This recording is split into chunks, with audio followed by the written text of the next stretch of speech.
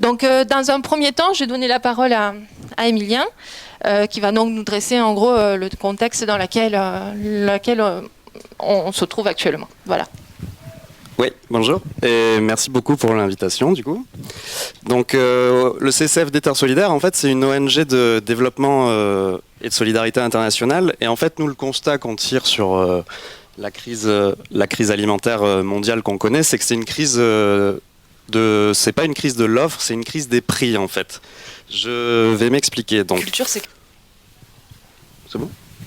Oui, la guerre en Ukraine en fait a des répercussions sur les marchés alimentaires mondiaux et sur la sécurité alimentaire. Donc, par exemple, depuis le début de la guerre, les prix alimentaires mondiaux ont augmenté. Ils ont pris plus 16,9% entre le début de la guerre et avril. Le maïs a atteint un niveau historique, tandis que le blé avait atteint, pareil, un niveau jamais atteint, à 440 € la tonne de blé sur les marchés en mai.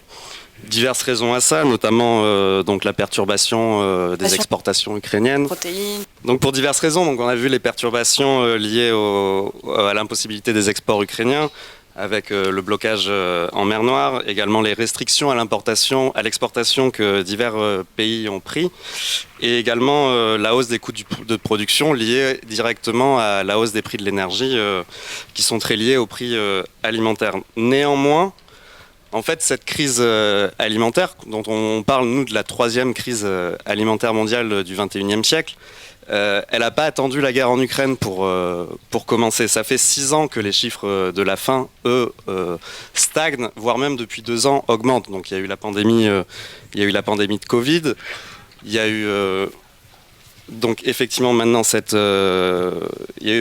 guerre, mais excusez-moi, je me suis perdu dans mes notes. Mais donc ouais, les prix alimentaires mondiaux en fait avaient déjà augmenté avant, c'est-à-dire que sur la seule année 2021, ils ont pris entre 20 et 30%, pour vous dire à peu près, et le nombre de personnes confrontées à une insécurité alimentaire aiguë avait augmenté de 40 millions en 2021. Donc pour vous dire rapidement, et après j'arrête de vous embêter avec des chiffres, l'ONU a sorti donc son rapport annuel. Voilà, ça c'est le jeu. L'ONU donc a sorti son rapport annuel des chiffres de la faim en 2022, mais donc sur l'année 2021. Et pour vous dire à peu près, donc il y a 828 millions de personnes qui ont été affectées par la faim, soit 151 millions de plus que depuis la pandémie Covid-19, et 2,3 milliards de personnes qui ont été en 2021 en situation d'insécurité alimentaire. C'est pour vous donner une ordre d'idée, c'est une personne sur 3 dans le monde. Et également près de 3,1 milliards de personnes qui n'ont pas eu les moyens de s'offrir une alimentation saine en 2020, c'est-à-dire 42% de la population mondiale et 80% pour le continent africain. Sachant que ces chiffres ne prennent pas encore en compte la baisse des revenus des ménages, ni le début de la guerre en Ukraine. Donc le bilan est moindre encore que ce dont on aura droit l'année prochaine. Donc c'est pour ça que en fait, nous, on dit que cette crise alimentaire n'est pas donc une crise de l'offre, mais c'est une crise des prix, parce que en fait, on produit actuellement autour de 5000 calories par personne par jour, alors que l'être humain en a besoin d'entre 1800 et 2300. Donc on a largement de quoi nourrir tout le monde, simplement cette nourriture est très mal répartie. Et donc maintenant, je vais peut-être passer la parole à Éline, qui va continuer.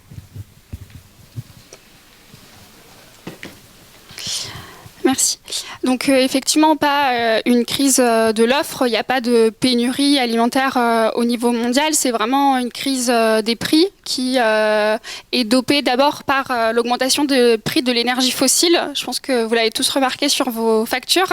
Et on découvre en fait avec cette crise que l'agriculture, et notamment l'agriculture productiviste, est dopée aux énergies fossiles et que s'il y a une augmentation des tarifs du pétrole et du gaz, ça se répercute ensuite sur les coûts de production et donc sur le prix des denrées alimentaires.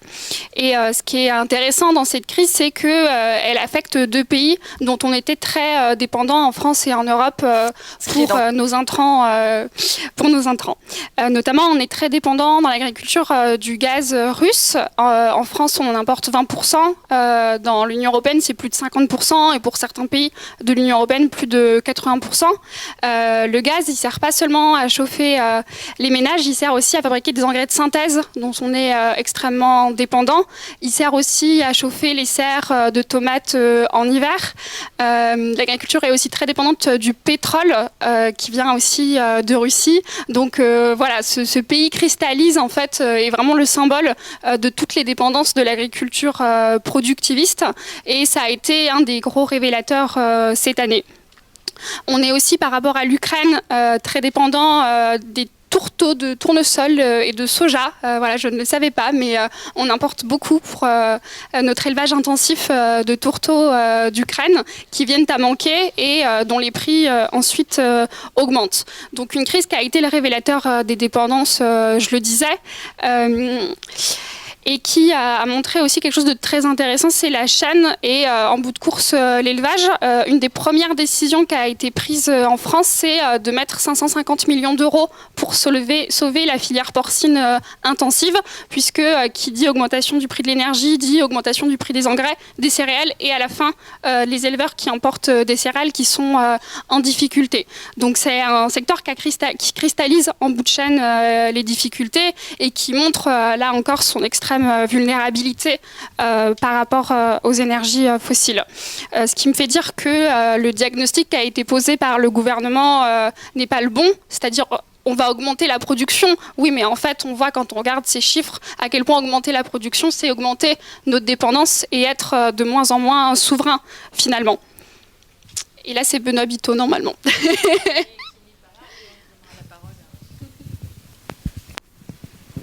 Bon, merci beaucoup, mais on lui donnera la parole quand il arrivera. Il va arriver rapidement, j'espère. Du coup, ce que vous nous dites, c'est qu'en fait, on est rentré dans une phase de dépendance par rapport à la situation, et tout le monde l'a perçu, par rapport au prix de l'énergie, etc.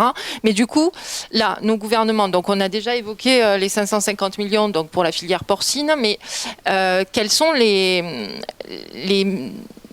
éléments qui sont mis en œuvre par les instances européennes, là aussi ce sera Benoît qui répondra, mais les réactions des gouvernements qui peuvent être mis en place pour pallier à ce problème-là, parce qu'on s'en était déjà rendu compte avec le Covid en fait. On avait dit il faut qu'on rationalise les choses, il faut qu'on réindustrialise notre pays, qu'on soit plus dépendant de la Chine, etc. Et on fait le constat aujourd'hui que c'est pas le cas. Mais en termes d'alimentation, qu'est-ce que vous pouvez nous porter comme information concernant justement les positionnements des gouvernements et des instances internationales? Je vais répondre sur l'échelle française du coup et un petit peu européen parce que c'est quand même lié, puis je laisserai Emilien sur les aspects internationaux. Ça fait bien la suite, c'est-à-dire que le diagnostic, c'est qu'il y a un modèle qui a été clairement mis en échec avec cette crise, et inversement, quand on discute avec des agriculteurs ou des éleveurs bio et qu'on leur demande alors comment ça se passe, c'est compliqué, ils répondent souvent moi ça va très bien en fait, je suis autonome en céréales, mes tracteurs je les fais pas beaucoup rouler, j'utilise pas d'engrais de synthèse, donc en fait le fait que les engrais, le prix a été multiplié par 3-4, voilà, moi j'en utilise pas, donc ça va. Donc on a vraiment la démonstration de quel est le modèle qui est résilient et quel est le modèle qui n'est pas résilient. Donc dans les solutions qu'on aurait attendues, c'est de se dire du coup on va promouvoir l'agriculture biologique, on va accompagner les agriculteurs dans cette voie-là, à se passer d'engrais de synthèse, surtout pour des questions aussi géopolitiques, tout simplement. Si le gaz et les engrais de synthèse viennent de Russie et Biélorussie, en termes de souveraineté, y compris stratégique, c'est peut-être une bonne idée de s'en passer. Donc on aurait attendu ces réponses-là. Malheureusement, ce n'est pas celles qui sont arrivées. Les premières mesures, donc je disais, il y a eu ce plan de sauvetage-là en urgence, ce qui est à court terme tout à fait entendable. L'idée, c'est pas de laisser les éleveurs mettre la clé sous la porte, mais on aurait attendu un plan d'adaptation en parallèle pour que ça ne se répète pas. Et puis, les autres réactions qui ont été prises, ça a été de remettre en cause des avancées environnementales. Il y a eu la question des jachères qui a beaucoup agité, qui est en fait un symbole. Les jachères, c'est 1% de la surface agricole utile en France. Et souvent, ça peut même être des bouts de mur. Donc, c'est vraiment des terres qui sont très peu exploitables. Mais le symbole est important. Ça a été de remettre en cause la stratégie de la ferme à la fourchette, qui est une stratégie qui vise à réduire de 20% les pesticides et de 50% et de 30% les engrais de synthèse et de végétaliser l'alimentation. Ça a été de le remettre en cause. Ironie de l'histoire, en janvier, il y avait déjà des déclarations de Julien Denormandie contre la stratégie de la ferme à la fourchette. Donc on voit l'instrumentalisation quand un mois plus tard, sur tous les plateaux télé, après une seule semaine de conflit, on est en train de dire bon on va faire des reculs environnementaux parce que vraiment là c'est pas possible, il va y avoir une famine. Et puis dernier recul environnemental, remettre en cause le critère de rotation dans la PAC pour avoir des subventions, avec l'idée que voilà, tous les avancées environnementales fragiliseraient l'agriculture. C'est notamment un mauvais diagnostic par rapport à la situation, mais c'est en plus à long terme extrêmement dommageable, puisque la biodiversité c'est important en fait pour que les écosystèmes fonctionnent et soient capables ensuite de produire de la nourriture. Et puis les dernières réactions, ça a été de nommer le ministère de l'Agriculture, ministre de l'Agriculture et de la Souveraineté alimentaire. Voilà, toujours ce discours sur on produit plus et pas vraiment de solution derrière. Benoît arrive parfait, on parle de la stratégie Farm to Fork.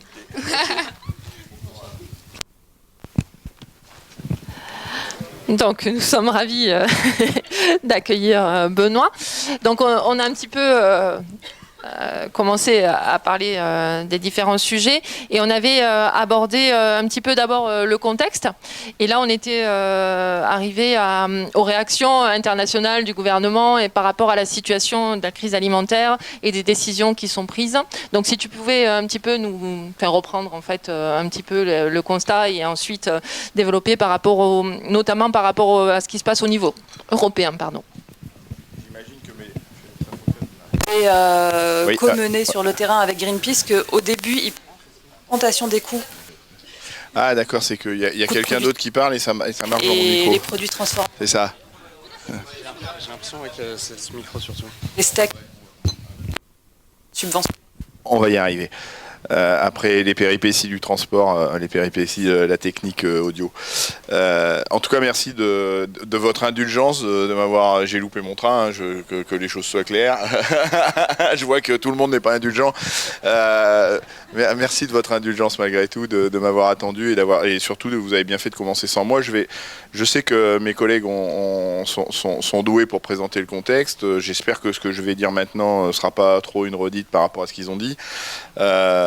Effectivement, moi j'ai pas peur de dire les mots, on est dans un contexte où on instrumentalise la guerre en Ukraine sur une situation qui était déjà tendue en termes de crise alimentaire, de potentielle crise alimentaire, et en vérité cette crise géopolitique en Ukraine n'est que le révélateur de ce qu'on savait déjà, c'est-à-dire qu'on savait que les orientations qui avaient été prises de spécialisation de zones de la planète, d'une sécurité alimentaire basée sur des logiques arithmétiques qui consistent à dire qu'on a un volume de production mondiale, on divise ce volume de production mondiale par le nombre d'habitants, et quand on a 2000 à 2200 calories par habitant, on est en situation de sécurité alimentaire juste parce qu'on sait qu'on dispose de la quantité suffisante pour nourrir tout le monde, mais en vérité, quand on y regarde de près, c'est l'économie de marché, les flux commerciaux qui existent entre les uns et les autres, qui font que même si la production est suffisante pour nourrir tout le monde,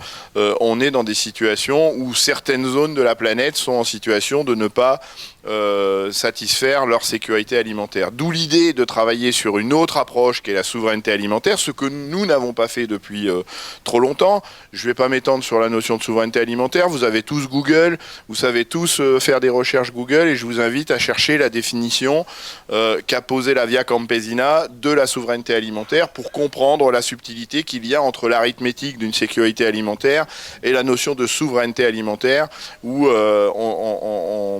on installe le droit des peuples à choisir la façon dont ils se nourrissent et qui nous affranchit un peu de l'économie de marché. Alors l'économie de marché, Moi, je suis comme vous, hein, j'aime bien manger du cacao, des bananes, boire du thé, du café. Donc ça, de façon incontournable, on pourra pas y échapper.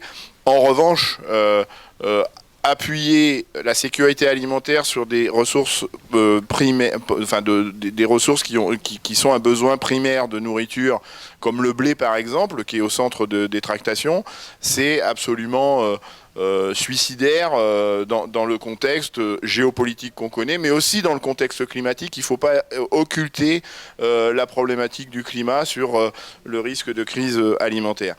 Et moi, je parle de cynisme, je parle d'indécence, parce que dans ce contexte géopolitique parfois instable, dans ce contexte climatique parfois délicat, où effectivement certaines zones de production peuvent être impactées, eh bien certains, alors que le volume est disponible, certains n'hésitent pas à engager des logiques spéculatives, et on l'a vu avec le blé, où le cours du blé s'est enflammé parce que on a joué avec le fait que justement une zone de la planète qui était spécialisée sur la production de blé était dans une situation géopolitique délicate, et qu'on a spéculé sur le fait aussi que cette situation géopolitique pouvait bloquer un certain nombre de volumes de blé dans ces logiques d'échanges commerciaux à l'échelon mondial.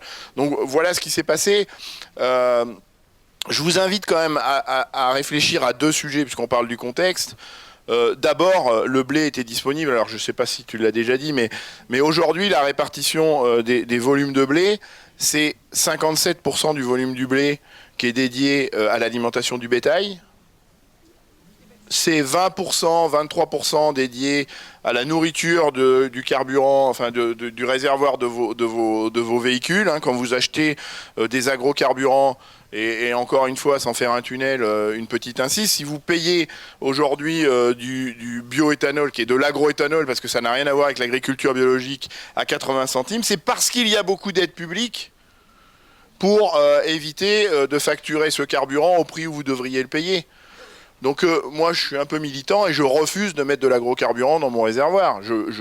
Même si je ne suis pas non plus favorable à ce qu'on paye trop cher les carburants fossiles, je refuse par militantisme de mettre du carburant à 85 centimes parce que je suis paysan et que les aides publiques de la PAC doivent alimenter, accompagner les productions qui vont à l'alimentation humaine, mais non pas pour faire des agrocarburants. Et donc cet argent public colossal qu'on met pour alimenter le réservoir de nos voitures, c'est autant d'argent qui nous manque pour accompagner le revenu des paysans, pour accompagner le renouvellement des générations et pour accompagner une agriculture qui s'intéresse aux enjeux climatiques, qui s'intéresse à l'effondrement de la biodiversité et qui s'intéresse à notre santé sur fond d'usage de pesticides. Donc par militantisme, c'était une petite parenthèse. Si vous êtes convaincu par ce que je vous dis, je vous invite à réfléchir avant de mettre de l'éthanol dans le réservoir de votre voiture. Et puis le deuxième sujet sur lequel je voulais attirer votre attention, c'est que si on est dans cette situation où certains peuvent jouer avec ces notions de crise alimentaire, spéculer sur le marché de la nourriture, c'est tout simplement parce qu'on ne dispose plus de stocks stratégiques. On ne dispose plus de stocks nationaux. Et pourquoi on ne dispose plus de stocks nationaux? Parce que certains l'ont choisi politiquement. Et quand on vous dit, par exemple, je vous prends un exemple très simple, quand on vous dit, par exemple, la France dispose de 75 jours de stock de blé panifiable pour faire du pain pour la population française. Effectivement, ce stock, il est localisé sur le territoire national, mais il n'appartient pas aux Français, il n'appartient pas à la France, il appartient à des grandes multinationales qui, si elles ont une opportunité commerciale, parce que le blé va se vendre 420 ou 430 €, allez, je choisis l'Égypte par exemple, Cargill ne va pas se gêner pour vider ce stock et faire passer notre stock de 75 jours à 5 jours. Et on l'a déjà vu en 2019 ou en 2020, on a déjà vu la France devoir aller chercher du blé en Pologne, du blé panifiable en Pologne, parce que les stocks français avaient été vidés par les grandes multinationales, parce qu'il y avait des opportunités commerciales et qu'ils en ont rien à foutre, je suis désolé, je suis un peu trivial, du fait que la France ou pas a un stock suffisant pour produire du pain pour sa population. Donc voilà, moi, les éléments de contexte que je pouvais ajouter. J'espère que encore une fois, je n'ai pas été redondant avec ce qui a été dit juste avant.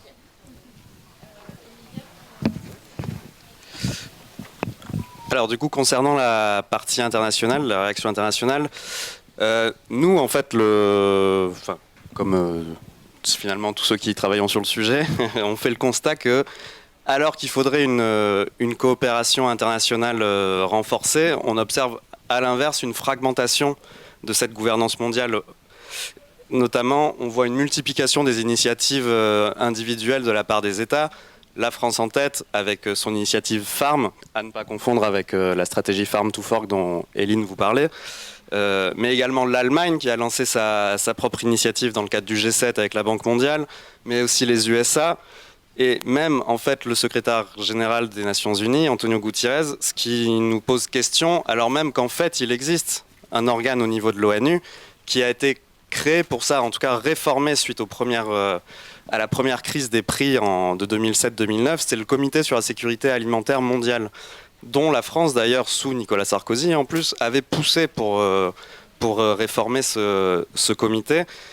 Et cette réforme avait été faite pour ça, justement pour assurer une coordination renforcée en cas de nouvelle crise. À l'inverse, donc, on voit une multiplication de ces initiatives avec malheureusement, comme le disait toujours très bien Benoît et Hélène, c'est toujours les mêmes solutions, c'est-à-dire on est toujours sur du produire plus, et s'appuyer sur le grand secteur privé international, notamment les fameux ABCD, les grands, on appelle ça les ABCD dans le jargon, pour Archer, Bunge, Cargill et Dreyfus, qui sont donc 4 grandes multinationales de céréales, des négociants qui contrôlent 70 à 90% du marché mondial de céréales, globalement. Alors que dans le même temps, on observe d'assez gros trous dans la raquette, et Benoît en parlait, c'est qu'aucune de ces initiatives ne parle, en tout cas ne s'intéresse au sujet qui est celui de la spéculation et de la régulation des marchés agricoles internationaux. La France commence rapidement à en parler, tandis que le G7 agriculture, avant que deux ministres égale agriculture, avait dit qu'ils observaient des mouvements spéculatifs sur les marchés boursiers, et du coup seraient très attentifs à ça. Malgré ça, personne ne prend ce sujet réellement à bras-le-corps. Pour vous donner encore une petite idée, donc suite à l'invasion russe, le blé il a pris 54% en 9 jours. Donc il y a eu un afflux massif de capitaux en fait sur les marchés à terme, notamment via ce qu'on appelle des fonds négociés en bourse spécialisés dans l'agriculture. Par exemple, un fonds spécialisé dans le blé est passé de 75 millions à la fin 2021 à 500 millions début avril. Enfin, pour vous donner une ordre d'idée, c'est assez hallucinant. Et pareil, le ZEF, qui est donc un centre de recherche d'économie du développement allemand, en gros, a étudié que en avril, il y avait globalement 50% de spéculateurs sur le marché à terme américain de Chicago, c'est-à-dire l'équivalent de 2007-2008, tandis que même à Paris, le fameux Matif ou Euronext, le total des positions longues en avril sur le Matif était détenu à 72% par des spéculateurs, des gens qui étaient là uniquement pour profiter de la variation des cours. Donc voilà, nous on appelle notamment toutes ces initiatives à prendre ce sujet à bras-le-corps. Merci beaucoup. Mais du coup, je voulais revenir un petit peu, Benoît, parce que tu es arrivé un petit peu en retard, et du coup, par rapport à l'instrumentalisation de la guerre en Ukraine, est-ce que tu pourrais un petit peu développer ce sujet-là, s'il te plaît, par rapport à ce qui se passe actuellement sur les marchés, etc. Est-ce que tu peux nous éclairer un petit peu plus ? On l'a vu, en tout cas, dans un certain nombre on a un certain nombre d'indicateurs qui peuvent illustrer cette instrumentalisation. Hélène vous a parlé de la stratégie de la ferme à la fourchette. Qu'est-ce qu'on dit dans la stratégie de la ferme à la fourchette ? C'est la prise de conscience qu'il y a des enjeux climatiques, il y a des enjeux de biodiversité, il y a des enjeux de santé, et que donc dans la stratégie de la ferme à la fourchette, et j'associe aussi la stratégie pour la biodiversité, qui est aussi une stratégie importante, qui est issue de cette prise de conscience climatique et sanitaire nécessaire depuis le début du mandat des députés européens qui sont élus depuis 2019. Et donc on a voté, donc Eline a dû vous le dire, c'est quoi ces deux stratégies? C'est réduction de 50% des pesticides à l'horizon 2030, 50% des antibiotiques, 20% des engrais de synthèse et 25% des surfaces agricoles en bio à l'horizon 2030. Et alors que on sent bien que cette prise de conscience est nécessaire, et on avait un peu d'espoir parce que le pouvoir politique, en tout cas à l'échelon européen, que ce soit au Parlement européen et à la Commission, semblait vouloir attraper ce sujet à bras-le-corps. Et bien dès qu'a été déclarée la guerre en Ukraine, les spécialistes de l'agriculture sont tout de suite montés au créneau pour dire nous devons renoncer à ces ambitions-là, comme si c'était la stratégie pour la biodiversité ou la stratégie de la ferme à la fourchette qui était à l'origine des tensions potentielles qu'il pouvait y avoir sur le marché mondial des céréales. Alors que ces stratégies ne sont pas mises en œuvre, alors qu'on voit bien que les stratégies actuelles, celles qui sont toujours en place aujourd'hui, ne remplissent pas les objectifs de sécurité et surtout de souveraineté alimentaire parce qu'on a spécialisé des zones de la planète, eh bien ces gens-là, avec un cynisme et une indécence rare, utilisent un contexte géopolitique délicat pour balayer d'un revers de la main, renverser toutes les importantes évolutions qu'on était en train de préparer. Après, on avait des indices, c'est-à-dire qu'au moment du vote de la PAC, en novembre 2022, déjà, on avait vu la pression des lobbies qui, c'était pile un mois après le vote de la stratégie de la ferme à la fourchette et de la biodiversité. C'est ce qui me fait dire que la guerre en Ukraine n'est qu'un prétexte, n'est qu'un révélateur, puisque déjà à cette époque-là, les lobbies avaient encouragé les députés européens à ne pas renoncer à la PAC telle qu'elle est aujourd'hui. Or, la PAC telle qu'elle est aujourd'hui, c'est aussi un outil qui favorise les logiques exportatrices, qui favorise la spécialisation des zones de la planète, qui favorise des logiques de dumping avec les pays du Sud, parce que les produits qui viennent de l'Europe et qui sont proposés sur les pays du Sud sont des produits qui viennent concurrencer l'agriculture vivrière dans le Sud, et qui fait que l'agriculture vivrière dans le Sud est en grave difficulté à côté de cette PAC, et donc on est exactement aux antipodes d'une logique de souveraineté alimentaire. Je peux prendre un autre exemple. Monsieur Macron et Monsieur de Normandie, on fait un peu de politique ici, hein, j'ai cru comprendre. Monsieur Macron et Monsieur de Normandie nous bassinent, entre guillemets, parce que je suis engagé sur un autre sujet qui sont les bassines sur le Marais Poitevin, pour ceux qui me connaissent, nous bassinent sur le sujet de l'autonomie protéique. Et on voit bien que derrière le discours, il n'y a absolument aucune volonté. C'est-à-dire que dans les accords de l'OMC, on va dire comme ça, mais en vérité c'est un accord qui était avant les accords de l'OMC, de l'Organisation mondiale du commerce, c'est l'accord de Blair House. Il a été signé en 92. Que dit l'accord de Blair House? L'accord de Blair House dit on doit limiter en Europe les surfaces dédiées aux protéines à 5,2 millions d'hectares. Et on a un monsieur Macron et un monsieur de Normandie qui nous disent on va travailler avec les politiques publiques pour retrouver l'autonomie protéique en Europe et en France. Sauf que pour retrouver l'autonomie protéique en Europe et en France, il faut porter ces surfaces en protéines entre 15 et 18 millions d'hectares. Donc le premier boulot que doivent faire ces deux guignols-là, c'est d'aller voir l'OMC et de remettre en cause les accords de Blair House et dire on libère les surfaces pour pouvoir produire des protéines. Sauf que non seulement c'est pas ce qu'ils ont fait, mais ils ont défendu dans la PAC qui a été votée en novembre 2022, et Lucas qui est par là peut témoigner, il a fallu qu'on dépose avec mes collègues insoumis, et notamment Manuel Bompard, un amendement de rejet de l'article qui sanctuarisait dans la PAC l'accord de Blair House. Donc ces gens-là sont schizophrènes, c'est-à-dire qu'ils nous disent on veut retrouver l'autonomie protéique en Europe et en France, mais ils étaient en train de graver dans le marbre l'accord de Blair House qui bloquait les surfaces. Et pourquoi ils font ça ? Parce que pendant qu'on ne produit pas de protéines, on continue de produire du maïs et du blé qu'on va exporter. Et pendant qu'on va mobiliser nos surfaces pour produire du maïs et du blé qu'on va exporter, on ne produira pas de protéines. Et donc, on aura besoin des protéines qui viennent d'Amérique du Sud. Et c'est le cercle vicieux. C'est-à-dire que pendant qu'on importe des protéines de l'Amérique du Sud, on importe aussi la déforestation amazonienne, on importe des logiques d'élevage absolument désastreuses, et donc ça devient manichéen. Il y a un cercle vicieux et un cercle vertueux. Le cercle vertueux, c'est la souveraineté alimentaire. Et donc c'est autour de ça qu'on devrait construire les politiques publiques, mais les personnes que j'ai citées sont plutôt dans des logiques vicieuses et veulent continuer malgré les beaux discours à la tribune. Merci beaucoup. Et du coup, en fait, pour vous le dire rapidement, il reste en gros un petit quart d'heure. Donc si on peut conclure, et comme ça on a du temps pour les échanges avec les personnes qui sont présentes. Donc peut-être présenter donc les propositions qui peuvent être portées pour transformer donc le système, etc. Ce que vous portez chacun. Donc en gros 5 minutes chacun si ça vous ennuie pas. Merci. Sur les propositions en tant qu'ONG, on s'est mis très rapidement autour d'une table. On a publié un livret qui s'appelle Une alternative est possible en mars 2022 avec des associations de solidarité internationale, notamment le CCFD Terre Solidaire, des organisations paysannes, la Confédération paysanne, la Fédération nationale d'agriculture biologique et beaucoup d'autres associations. On était 22 à publier ces propositions-là et on a publié aussi un décryptage en 11 questions qui fait un peu le vrai-faux.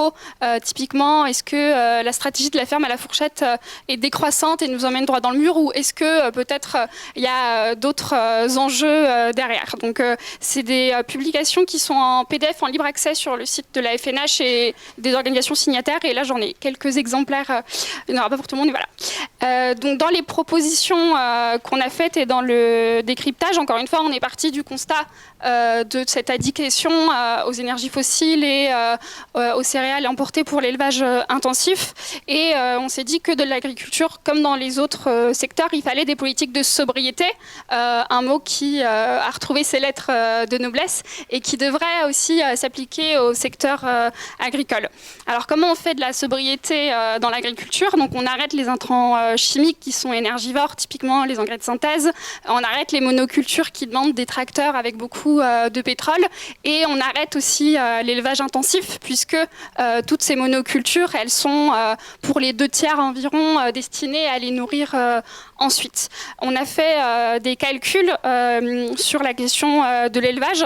Par exemple, on a calculé qu'en baissant seulement de 8% au niveau européen l'alimentation animale, on pouvait combler le déficit lié à la guerre en Ukraine. Donc vraiment 8%, c'est rien, et ça montre à quel point il y avait de la mauvaise foi sur ce sujet-là, à prendre certaines orientations plutôt que d'autres. Il y a un autre calcul qui existe sur comment on pourrait nourrir tout l'élevage intensif localement. C'est un calcul qui a été fait par Greenpeace qui montre qu'il faudrait 3 départements entiers de soja pour pouvoir nourrir les animaux en France. Donc ces calculs, ils montrent bien à quel point c'est des niveaux qui ne sont pas soutenables si on veut être souverain, autonome et résilient. Et donc on a des propositions dans ces livrets sur une planification écologique, autre terme qu'a retrouvé ses lettres de noblesse, pour sortir rapidement de ces niveaux et de ces conditions d'élevage qui sont insoutenables d'un point de vue autant environnemental que de bien-être animal que économique et stratégique. Et l'autre grosse solution qu'on a, c'est la conversion massive vers l'agriculture bio et des plans protéines végétales à la hauteur. Effectivement, pas des petits montants, c'est 1 milliard qu'il faudrait sur les 10 prochaines années pour un plan massif d'investissement dans les protéines végétales pour la végétalisation de l'alimentation.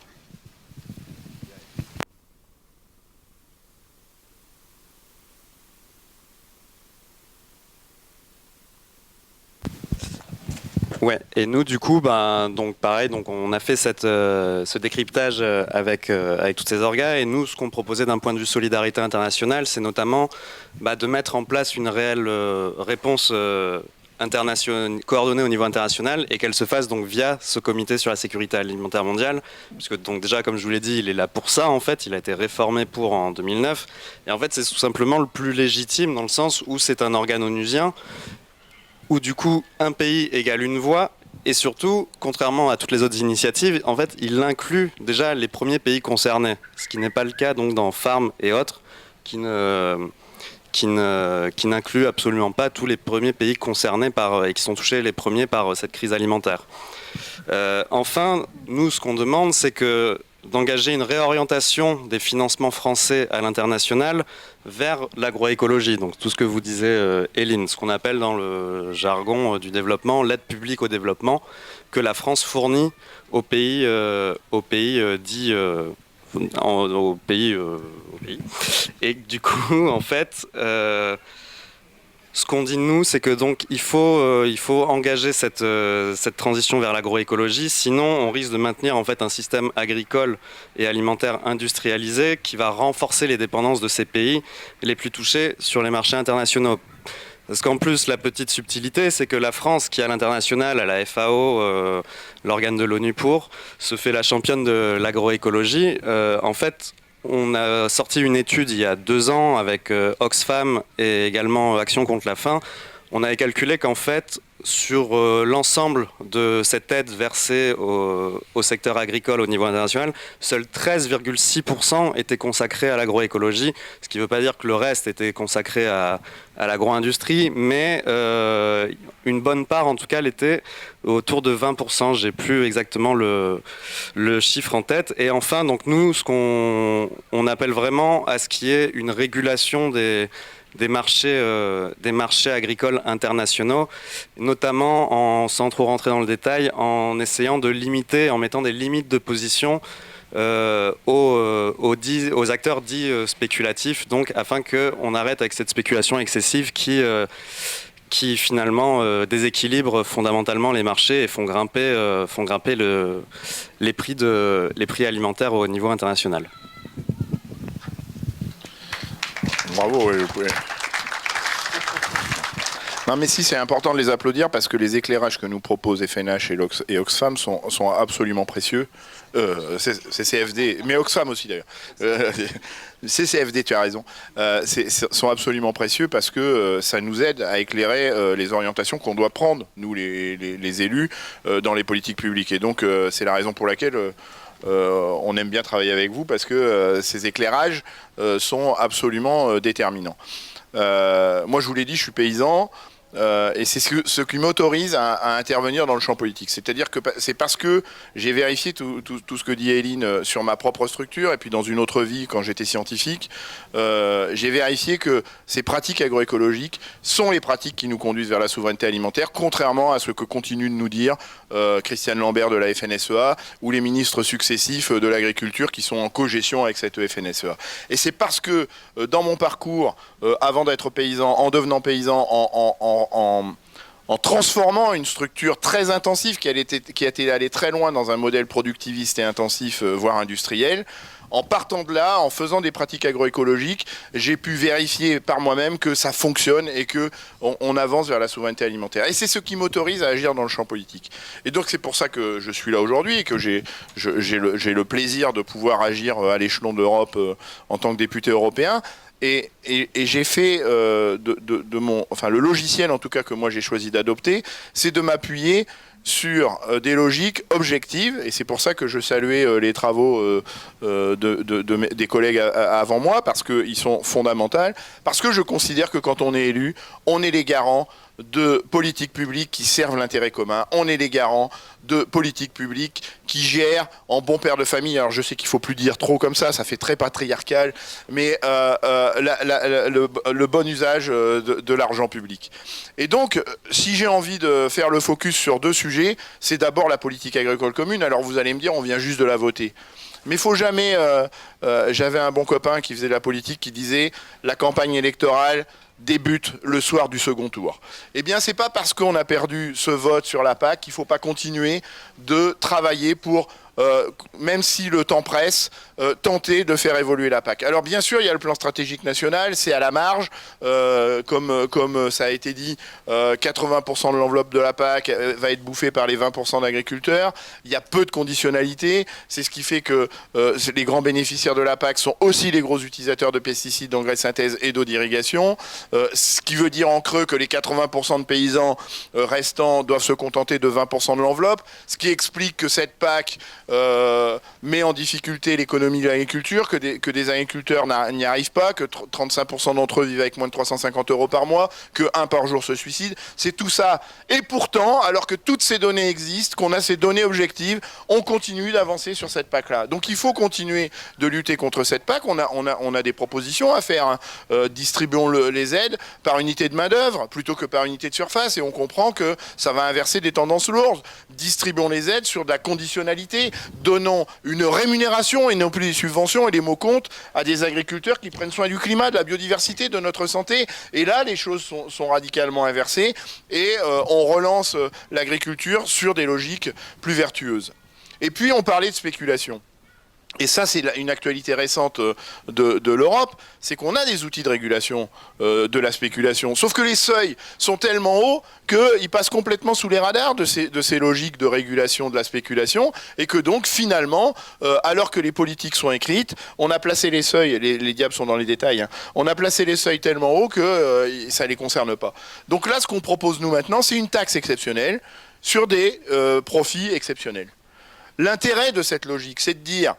s'il y a une taxe exceptionnelle sur profit exceptionnel, eh bien on pourra retrouver des crédits suffisants pour être dans des logiques de solidarité, parce que ce dont on n'a peut-être pas parlé, c'est de la food bill, ce qu'on appelle la facture alimentaire, c'est-à-dire celle que des pays émergents ou des pays comme l'Égypte ne sont pas toujours en capacité de payer. Et dans des logiques de solidarité, il va falloir les aider à payer cette facture alimentaire qu'ils n'ont pas les moyens de soutenir. Et donc si on a cette taxe exceptionnelle sur des profits exceptionnels, on pourra aider ces pays-là à s'approvisionner dans les denrées alimentaires dont ils ont besoin. Et puis ça peut avoir un effet dissuasif, c'est-à-dire que s'ils ne veulent pas payer cette taxe exceptionnelle sur des profits exceptionnels, eh bien ils vont peut-être cesser de spéculer, et donc ils seront plus concernés par la taxe exceptionnelle parce qu'ils feront plus de profits exceptionnels. Mais du coup, ça met la nourriture à des niveaux de prix qui sont accessibles à tous. Donc voilà comment on peut... Il y a des marges de manœuvre, il y a... Alors... la route est droite, hein, mais la pente est raide quand même, hein, parce que, et ça dépend aussi des choix des citoyens, c'est-à-dire que c'est vous qui avez le pouvoir. C'est-à-dire que si au Parlement européen, la majorité était tenue par les écologistes et les gens de LFI, je vous assure que le 24 novembre dernier, la PAC qu'on aurait votée, elle ressemblerait pas du tout à celle qu'on a aujourd'hui sur la table. Sauf que, j'ai pas entendu ce que vous disiez, mais on reviendra. Sauf que, les citoyens ont choisi autre chose. En 2019, aux élections européennes, 23% des Français ont choisi le Front National, 22% ont choisi La République En Marche, et puis nous, on a récolté les miettes quelque part. Et c'est la raison pour laquelle on ne change pas les politiques publiques. C'est parce que nous, qui sommes vos ambassadeurs, vos porte-paroles, eh bien, on ne nous a pas donné les moyens d'avoir la majorité. Donc c'est comme ça que ça se passe. Et malheureusement, il faut attendre la prochaine élection européenne pour essayer d'inverser ces tendances lourdes. Mais c'est pas pour ça qu'on ne fait pas le boulot pour essayer de changer ça, même si on n'a pas la majorité.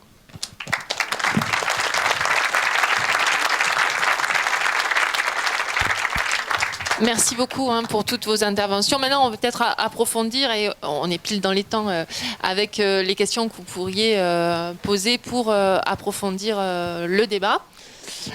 Du coup, ce qu'on va faire, c'est qu'on va prendre les questions à peu près 3 par 3. Si tu veux bien... Bonjour, merci pour votre intervention. Moi, je travaille à Agribio 04, le groupement des agriculteurs bio des Alpes de Haute-Provence. Et déjà, je voulais peut-être nuancer un petit peu un propos que Elina, je crois, vous avez dit. L'agriculture bio, actuellement, ne peut pas se passer complètement des intrants parce qu'on fait appel à des engrais, par exemple des fientes de poule pour apporter de la fertilisation au sol. Malheureusement, dans le 04, on a des sols qui sont relativement pauvres, surtout par exemple sur le plateau de Valençol. Et du coup, voilà, c'est pas... L'agriculture bio ne peut pas se passer complètement des intrants, et typiquement les fientes de poule, par exemple, ou d'autres types de fertilisation, on les importe d'Europe, d'Italie, d'Espagne, voilà. Donc déjà, il y avait cet aspect-là. Et je voulais aussi peut-être avoir une analyse sur l'effondrement de la consommation de bio depuis la fin du Covid. On a vu un gros essor en 2020 et puis finalement, après, ça s'est complètement effondré. Voilà, si vous avez des éléments de réponse, ça m'intéresse. Merci. Il y avait une personne par là, je sais plus qui c'est. Oui, bonjour, Maxime. Moi, je travaille pour les races locales. Je sais que Benoît est très sensible à ces questions-là. Moi, je pense que l'un des meilleurs moyens de se passer de l'engrais lié au gaz russe, c'est en effet de relocaliser l'élevage un petit peu partout. parce que le fumier, c'est un très bon apport, c'est très bon en termes de... c'est la base, il me semble, de l'agronomie.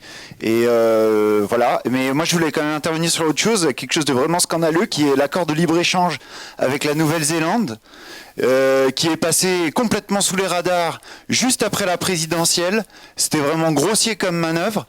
Ça met encore plus en difficulté les éleveurs ovins qui pratiquent l'élevage, je pense, qui est l'un des plus vertueux qu'on puisse trouver sur le territoire. Et vraiment, je pense que là, il y a vraiment quelque chose à jouer de la part de tous les partis de gauche. Monsieur Ruffin a travaillé là-dessus pour mettre cet accord à l'ordre du jour de l'Assemblée nationale. J'espère que vraiment, on ne laissera pas ce truc passer au travers, quoi. Merci.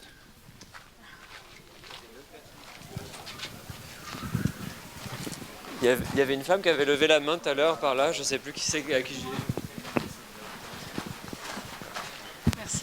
Je fais des... En imaginant qu'il y ait un jour une majorité politique vraiment de bonne volonté, j'aimerais savoir comment ça se passe concrètement par rapport à la sortie des pesticides. Sur combien de temps ? Est-ce que c'est toutes les fermes en même temps ? Comment ça se passe ? Est-ce que ça consiste à arrêter les intrants en une fois et puis voir comment ça récupère ? Enfin voilà, j'aimerais avoir un petit peu un imaginaire positif sur qu'est-ce qui se passerait si on gagne vraiment les élections un jour. Moi, je veux bien répondre aux questions. Alors, déjà sur l'agriculture biologique qui a besoin de viande de volaille, il va falloir qu'on travaille le sujet, mais il y a des réponses techniques. C'est-à-dire que je reprends ma casquette de paysan et je ne vais pas faire très long parce que c'est long à expliquer. Mais aujourd'hui, moi, j'utilise de moins en moins d'effluents d'élevage pour malgré tout réussir à obtenir une fertilisation azotée ou en tout cas une nourriture azotée de mes productions. Et ça passe par exemple par l'association de culture. Alors, aujourd'hui, c'est battu en brèche par des instituts techniques qui disent que la présence des légumineuses sur une parcelle apporte de l'azote pour la récolte d'après. Et ça me renvoie sur ta remarque sur les ressources génétiques locales, qu'elles soient animales ou végétales d'ailleurs. C'est que quand on travaille avec des ressources végétales locales, on arrive à avoir des transferts immédiats d'azote de légumineuses vers les non-légumineuses. Et quand moi je mets du blé avec des lentilles, j'ai les lentilles qui fixent de l'azote atmosphérique. 80% de l'air qu'on respire est composé d'azote. C'est de l'azote parfaitement gratuit et parfaitement inépuisable que des légumineuses savent capter. Et quand on fait ça avec des écotypes, donc des ressources génétiques locales, on a un transfert d'azote immédiatement de la lentille vers le blé, qui fait qu'on a des blés qui sont productifs et qui sont riches en protéines. Donc il y a des réponses, il va falloir qu'on s'y attelle parce que ça c'est le talon d'Achille, tu as raison de le préciser, c'est le talon d'Achille de l'agriculture biologique, c'est les effluents d'élevage qui viennent d'un peu partout dans le monde et qui sont des élevages peu vertueux. Et donc ça c'est le talon d'Achille de l'agriculture biologique, je le dis depuis des années. Donc il va falloir qu'on travaille sur des réponses agronomiques. Sur le fait que l'agriculture biologique est en difficulté avec un effondrement de la consommation.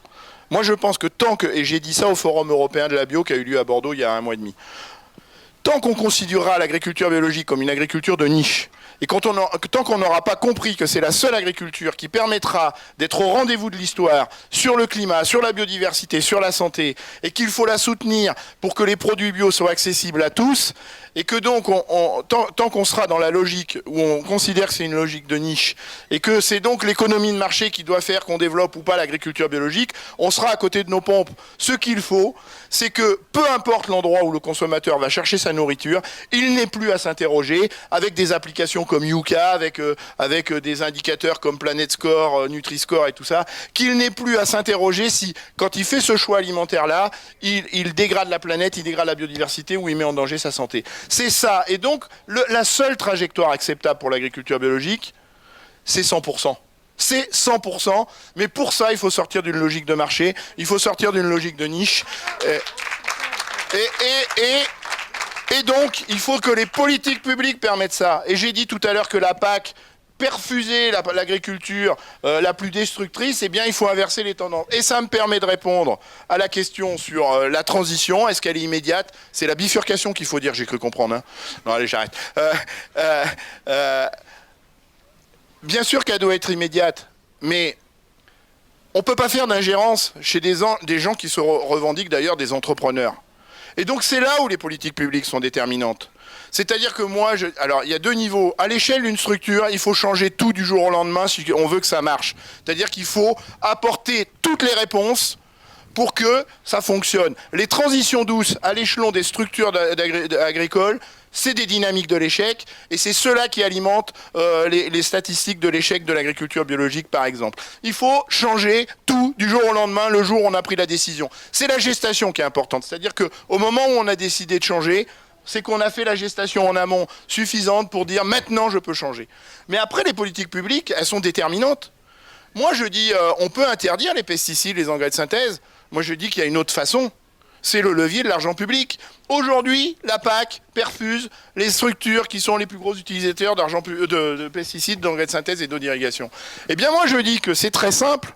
On pose des règles de conditionnalité et on dit aux agriculteurs, vous voulez continuer à utiliser des pesticides, vous voulez continuer à utiliser des engrais de synthèse, vous voulez continuer à faire de l'élevage intensif dans des situations concentrationnaires, c'est votre choix d'entreprise. Mais nous, les garants de l'argent public, nous, les garants de l'intérêt commun, on arrête de vous donner de l'argent pour faire ça. Eh bien, vous allez voir que ça va changer.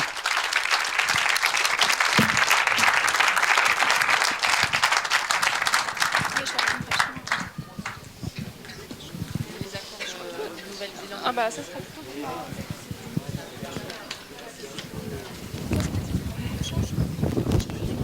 Ouais, Benoît, sur l'accord Nouvelle-Zélande, peut-être on n'a pas répondu. Rien à dire, on est d'accord. Ouais, pareil, mais bon, voilà. Il faut le dénoncer, bien sûr. Ouais, parce que c'est le travail qu'on mène aussi à l'Assemblée, effectivement. François, Clémentine, etc. On avait demandé. Ouais. Mais non, mais comme la question a été posée, il faut quand même qu'on y réponde. Donc effectivement, c'est un travail qu'on mène à l'Assemblée, qu'on continuera à mener. Et d'ailleurs, sur tous les accords, pas que celui-là. On va passer. Vous voulez ajouter, Hélène? Pour répondre sur la conversion en bio et la question des engrais de synthèse, il y a un scénario qui est sorti cette année sur comment on sort des engrais de synthèse. Les pistes qui sont données, c'est premièrement donc effectivement la reconnexion culture-élevage, mais surtout la baisse en fait de l'élevage. Je rappelle qu'aujourd'hui, 81% des engrais de synthèse ils sont utilisés pour produire de l'alimentation animale. Donc en fait, pour être très caricatural, on arrête l'élevage, on a 80% d'engrais de synthèse en moins. Donc c'est un peu caricatural, mais ça donne quand même les ordres de grandeur. Donc ça, c'est le premier levier. Deuxièmement, les légumineuses, évidemment, qui captent l'azote qui est dans l'air. Et puis, les autres pistes, il y a le recyclage de l'urine humaine, qui est une piste intéressante et sur laquelle il y a beaucoup de travaux de recherche et qui est typiquement de l'économie circulaire, en fait, de rapporter ensuite à la terre. Donc ça, c'est une piste qui est vraiment prometteuse. Et puis ensuite, développer aussi le compost. Mais en tout cas, il y a des scénarios qui existent là-dessus. Et sur la conversion à l'agriculture biologique, il y a des parcours de transition. Il faut à peu près 3 ans. Après, ce qui est sûr, c'est qu'il faut changer le système de production. C'est-à-dire qu'une immense monoculture de maïs, juste arrêter les pesticides et les engrais de synthèse, effectivement, ça ne va pas le faire. Par contre, si on se met à diversifier, à remettre des haies, des légumineuses, à terme, on a un système qui fonctionne. Donc, ça prend du temps, il faut être accompagné. Effectivement, il faut de l'argent public. Et de l'argent public, il y en a. C'est un secteur où, en France, on a 9 milliards d'euros par an sur l'agriculture. Donc, l'argent, il est là. Après, comment ? De l'Europe, ouais. Donc, après, effectivement, comment on le répartit, selon quels critères, c'est la grosse question.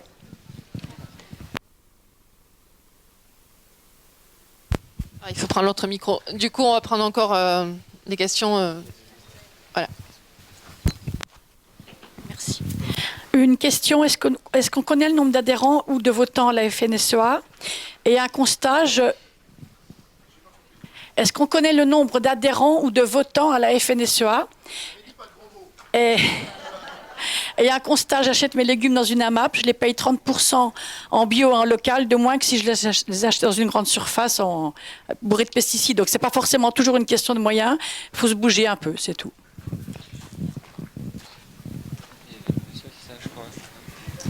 Juste pour la question de la dame sur les insecticides. Mais pour nos élus y compris, nous avons actuellement des entreprises, il y en a une sur le complexe industriel de Lac dans les Pyrénées-Atlantiques, qui par exemple a mis au point un procédé de combat contre les insectes en utilisant les phéromones des insectes à détruire. C'est donc une destruction sélective. Ce n'est pas comme les insecticides traditionnels qui détruisent tous les insectes, et nous avons besoin des insectes, à la campagne comme ailleurs, parce que c'est de ça, par exemple, que vivent les hirondelles, les chardonnerets, etc., qui disparaissent des campagnes et qui utilisent ces produits. J'en parle en témoignant de l'activité concernée.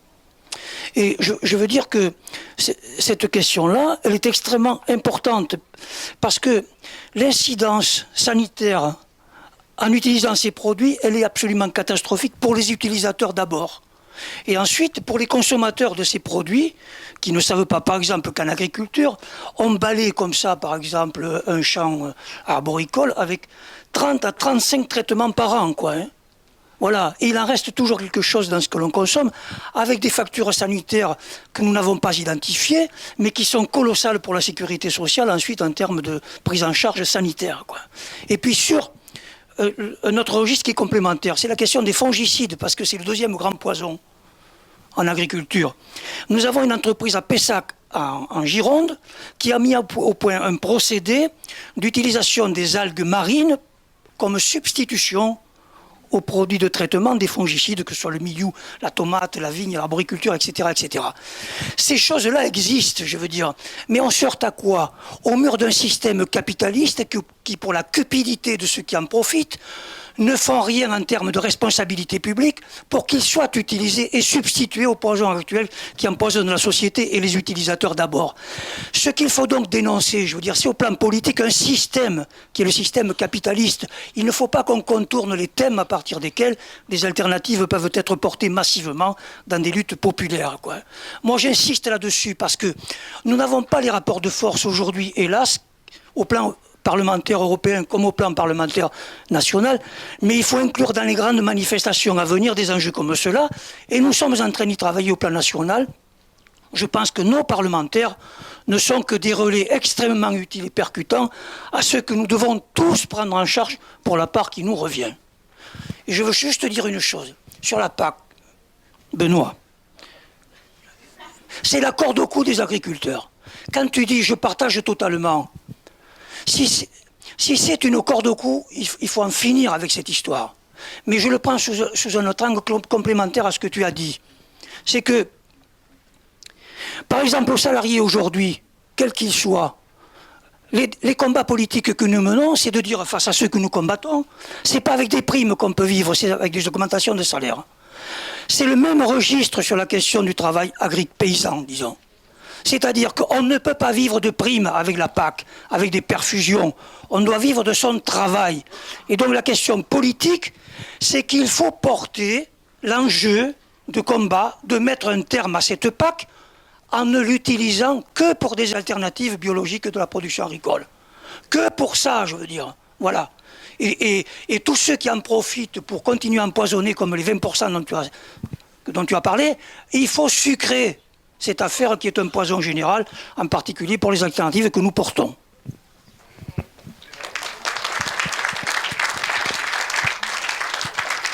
C'est une question du coup. Et bonjour, alors désolé, je ne vais pas être tout à fait sur le même sujet. Là, moi je voulais qu'on parle un peu de gaspillage, qui quand même pour moi entraîne quand même d'énormes problèmes au niveau des produits alimentaires. Encore une question ou... Ouais. Oui, encore une. Madame. Pardon, excuse-moi, c'est la dame derrière, excuse-moi, elle a levé avant. Moi j'ai l'impression que...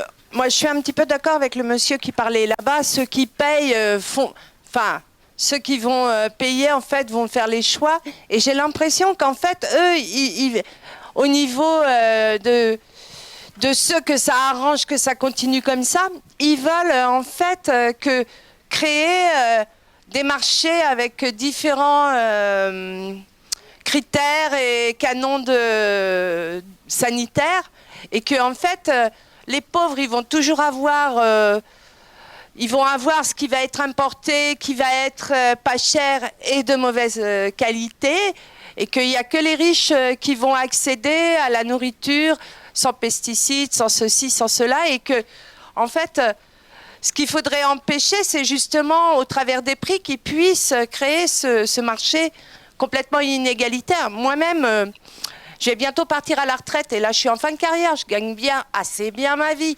Donc, je peux choisir ce que j'achète. Je peux acheter des tomates qui ont du goût. Je peux acheter des... voilà, pas des salades en plastique et tout ça. Mais quand je vais arriver à la retraite, là, il va falloir que je revoie mes critères d'alimentation et ça va... Je vais descendre d'un cran. Hein. Bon, voilà. Je pense que c'est plutôt ça qui s'installe petit à petit. Hein. Ouais, je sais pas. Vous voulez répondre ou okay. Donc j'en fais une question. Non, vous répondez, d'accord. Je vais essayer de répondre court. C'est bon ? Ouais. Oui, je le disais tout à l'heure, le diable est dans les détails. Je comprends, et beaucoup d'agriculteurs me disent, nous on veut plus être des assistés, on veut plus être à la merci des aides publiques de la PAC. Mais c'est quoi notre projet de société alimentaire? C'est que seuls ceux qui ont des gros revenus puissent s'offrir les produits de qualité sans pesticides, nutritifs, et pourront mettre le prix pour accompagner une agriculture différente? Ou est-ce que c'est ces produits-là, généralisés, je l'ai dit tout à l'heure, la seule trajectoire acceptable du développement de l'agriculture biologique, c'est 100% parce qu'elle donne des garanties sur un certain nombre de sujets. L'agriculture biologique, c'est pas un label, hein. C'est un signe officiel de qualité, sévèrement, rigoureusement, étroitement contrôlé par un organisme de contrôle indépendant qui garantit au moins 3 entrées. 4 d'ailleurs. Pas de pesticides, pas d'engrais de synthèse, pas d'OGM, bien-être animal. Quand vous avez le logo AB ou la feuille étoilée sur le produit, c'est que vous avez ces garanties-là. Et c'est pas un label, c'est un signe officiel de qualité. Eh bien moi je dis que toute la société, quel que soit son revenu, doit pouvoir accéder à ce genre de produit. Et c'est ça notre projet de société alimentaire. Mais pour ça, et c'est là où je diverge, on a besoin de politiques publiques. Mais pas celles qu'on a aujourd'hui, et c'est là où on se rejoint. C'est-à-dire qu'aujourd'hui, il faut arrêter de distribuer les aides sans conditionnalité et qu'avec de la conditionnalité, on sorte de logique où les agriculteurs ont l'impression d'être des assistés avec des subventions. Et c'est pour ça que j'ai utilisé le verbe rémunérer.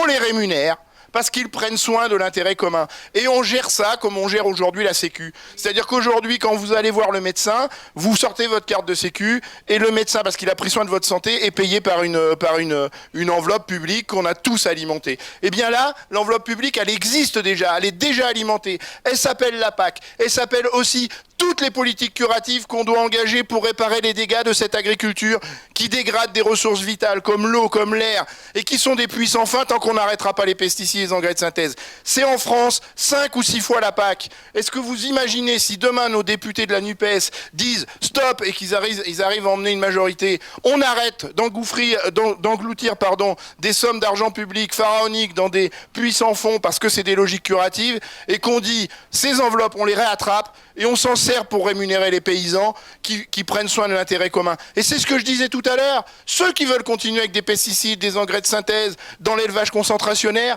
c'est leur choix d'entreprise, mais nous on doit leur dire on n'a plus d'argent public pour faire ça. Et on rémunère, on n'est plus dans des logiques de subvention, on rémunère. Et parce qu'on aura rémunéré ces gens-là, on pourra mettre en marché les produits de qualité accessibles à toutes les bourses. Et c'est ça l'enjeu. C'est ça l'enjeu d'une politique publique qui va dans le sens de l'intérêt commun. Et c'est ça qu'on doit défendre quand on se revendique de gauche.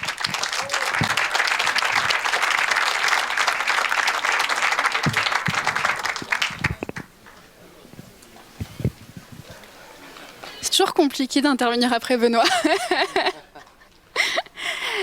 Sur la bio et l'aspect on peut manger bio et bien pour le même prix, oui, si on cuisine, si on achète des produits bruts, si on mange moins de viande, si on a le temps d'aller à la MAP et à l'autre magasin et qu'il y a une AMAP près de chez nous, ce qui n'est pas le cas de tout le monde. Honnêtement, il faut que ce soit moins compliqué si on veut que ça se démocratise. Ça ne peut pas être un sacerdoce pour les militants qui sont convaincus et qui ont le temps. Il faut vraiment que dans tous les magasins, il y ait des aliments qui soient locaux et bio. Voilà. Donc ça, c'était la première chose sur la bio et que ce soit soutenu aussi parce qu'on parlait de crise du bio. Bon, crise du bio, moi, je veux dire, ça fait 10 ans que la croissance est à 2 chiffres. Là, elle a reculé, je crois, c'est de 1%. Ça va, hein. Enfin, faut pas crier la mort du bio comme tout le monde a hâte de le faire. Moi, j'ai plutôt confiance. Il y a eu des bonnes nouvelles en plus là sur le PSN, donc ne crions pas à la mort du bio, s'il vous plaît. Et sur les adhérents de la FNSEA, alors c'est assez intéressant. Je sais pas si vous savez. Du coup, j'ai fait une recherche Google. Ils sont 212 000. Non, par contre, ce que je savais et qui est clairement hallucinant, c'est que en fait, la FNSEA, elle gagne les élections avec seulement 55% des voix. Et le mode de gouvernement fait qu'ils gagnent plus des 3/4 des sièges. Mais voilà. Mais c'est que 55% des agriculteurs finalement qui ont voté à FNSEA. Donc voilà, c'est important de le savoir. Et c'est 212 000 adhérents sur 400 000 agriculteurs. Donc c'est pas tous les agriculteurs. Et par ailleurs, il y en a qui sont à la FNSEA simplement parce que c'est là qu'on a les informations, etc. Et donc c'est aussi une habitude d'y être. Ça ne veut pas dire qu'on est d'accord avec tout ce qui est dit au niveau national. Et enfin, pour répondre sur le gaspillage, ce qui est compliqué avec le gaspillage, c'est que en fait, c'est à tous les stades de la production, à la transformation, à la distribution, dans les foyers. Ça se répartit vraiment équitablement, le gaspillage, donc c'est multifactoriel, ce qui fait que c'est un sujet qui est assez compliqué à aborder. Et clairement, c'est rendu possible parce qu'on surproduit tellement que finalement, le gaspillage n'est pas vu comme grave. Si on était dans des logiques de sobriété, je peux vous assurer que ce soit du côté de la grande distribution comme sur les autres maillons, on ferait beaucoup plus attention aussi là-dessus. Oui, on peut l'applaudir. Peut-être juste un mot sur la question des prix. En fait, nous, comment dire, toute l'importance justement pour nous, elle est là aussi de lutter contre cette spéculation sur les marchés à terme mondiaux, parce que ça peut nous paraître très éloigné finalement, cette question du blé qui s'échange à Chicago ou sur les bourses de je ne sais où, de Paris ou autre. Ça peut nous paraître très éloigné, mais en fait le blé est la principale céréale consommée. On le retrouve dans les pâtes, on le retrouve dans tout. Et donc en fait, plus ces prix-là de la matière première vont augmenter et plus on va se retrouver avec des produits qui du coup vont être chers et de moins en moins abordables. Donc c'était juste pour terminer pour boucler la boucle ou pour dire que effectivement pour nous tout est lié et à commencer par cette spéculation. Attends, il faut être polyvalent parce qu'en fait l'intervention de Jean-Luc va commencer dans pas longtemps. Ok. Dans l'intitulé de ce rassemblement, il est parlé d'agroécologie. Or, on parle d'agriculture bio. Apparemment, il y aurait une différence. L'agriculture bio, tu as énoncé les éléments du cahier des charges, des choses à faire, à ne pas faire. En agroécologie, c'est une agriculture beaucoup plus globale qui prend en compte l'ensemble des problématiques. Or, on est dans un cadre de réchauffement climatique, de pénurie d'eau, et l'agroécologie, d'après ce que moi j'en sais, est basée pour une large partie, sur le taux de matière organique des sols. Or, j'ai absolument pas entendu d'en parler. Qu'est-ce qui stocke le carbone qui est dans l'air? Ce sont les sols. Et qu'est-ce qui stocke de l'eau dans le carbone dans les sols? C'est le carbone. C'est le sol. Et donc, j'aimerais que vous précisiez un petit peu, parce qu'il y a un rapport qui existe, qui s'appelle le rapport 4 pour 1000, que vous devez bien connaître, sans aucun doute, et parce que il est dans les prises de décision verbales d'anciens gouvernements. Il est toujours en vigueur, il n'est pas du tout appliqué. Et il me semble qu'ici, dans ce cadre, on parle d'agroécologie et qu'il est fondamental de savoir que on peut compenser la totalité des émissions de carbone actuelles aujourd'hui mondiales si on oblige et qu'on ne finance que l'agriculture qui augmente le taux de matière organique des sols. C'est colossal et fondamental. J'aimerais qu'on en parle quand même un petit peu, quoi. Et on a un ingénieur agronome, là, j'aimerais autant qu'il confirme. Ouais, je suis parce que... Mais dernière est super courte. Oui, il y a longtemps, ce qui faisait des gros titres, c'est que les 9 milliards environ de la PAC qui sont distribués chaque année, ça allait à la surface. Donc il y avait Albert de Monaco, etc. Et donc je ne sais pas, est-ce que c'est encore le cas ? C'est toujours le cas, d'accord. Et l'émission, le dernier cache investigation de Élise Lucet, qui peut, avec la suppression de la taxe sur l'audiovisuel public, n'aura peut-être plus, on la verra peut-être plus. Est-ce que vous avez pensé quelque chose du dernier cache investigation sur la PAC de Élise Lucet ? Allez. Alors, je vais essayer d'être rapide parce que je crois qu'on n'a plus beaucoup de temps. Sur agroécologie, les choses, c'était implicite et je ne l'ai pas dit. Quand je dis à madame tout à l'heure, il faut changer tout du jour au lendemain, ça veut dire qu'on a compris l'agroécologie et qu'on met tous les curseurs pour avancer sur l'agroécologie. Et effectivement, le premier critère à intégrer, c'est la fertilité des sols, c'est engager des pratiques agricoles qui ne s'engage que sur le capital sol. En l'occurrence, là, c'est pas un gros mot. Et donc, là, ce que je dis souvent, c'est que tous les gens qui font de l'agroécologie vont être en certification à l'agriculture biologique. La certification à l'agriculture biologique devient une conséquence de pratiques agroécologiques. En revanche, et c'est là où vous avez raison, on peut respecter le cahier des charges de l'agriculture biologique sans forcément faire de l'agroécologie. Et donc c'est là peut-être l'écueil de l'agriculture biologique, c'est que certains, et c'est pas contestable qu'il n'y a pas de pesticides, pas d'OGM, pas d'engrais de synthèse et du bien-être animal dans le cahier des charges de l'agriculture biologique, pour autant, on n'est pas forcément sur des logiques agroécologiques. Et donc c'est là la marge de manœuvre, c'est qu'on devrait imposer des pratiques agroécologiques pour que effectivement seule l'agroécologie puisse accéder à la certification AB de manière à ce que, en plus économiquement parlant, il se ramasse pas, parce que quand on fait pas de l'agroécologie et qu'on se certifie en agriculture biologique, je vous le cache pas, c'est un peu casse-gueule. Sur la PAC, malheureusement, on l'a pas changé, c'est-à-dire que c'est ce que j'appelle le cœur du réacteur. On n'a pas changé le fait qu'on continue de distribuer les aides par unité de surface. On avait même déposé un amendement pour plafonner les aides, puisque c'était le dernier outil, le dernier recours dont on disposait pour éviter que des grandes structures puissent cumuler des aides. Cet amendement a été accepté, donc il est à 100 000 €, sauf qu'il est à la discrétion des États membres. C'est-à-dire que l'inconvénient de cette PAC, c'est qu'elle est de moins en moins commune, de plus en plus nationale, et qu'on a une partie de sa réglementation qui relève de la réglementation nationale. Et il n'y a que 2 États membres sur 27, ou 3, qui ont activé le plafonnement à 100 000 €, et la France ne l'a pas activé.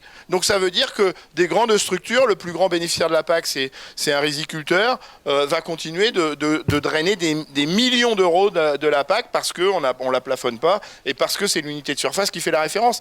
D'où l'idée de faire le choix d'unité de main-d'œuvre. C'est-à-dire que le maraîcher qui crée son emploi, on l'aide avec la validation d'une unité de main-d'œuvre établie, et s'il crée de l'emploi salarié, on va l'aider. Ce qui veut dire qu'un maraîcher avec 10 hectares pourrait toucher beaucoup plus d'argent public que le gros céréalier, tout seul au milieu de sa grande parcelle de 500 hectares et son gros fent.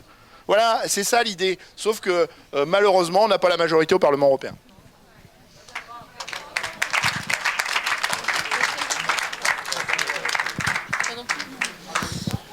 Ouais, merci beaucoup. En fait, la PAC, ça demanderait aussi une réunion sur le sujet, etc. Voilà.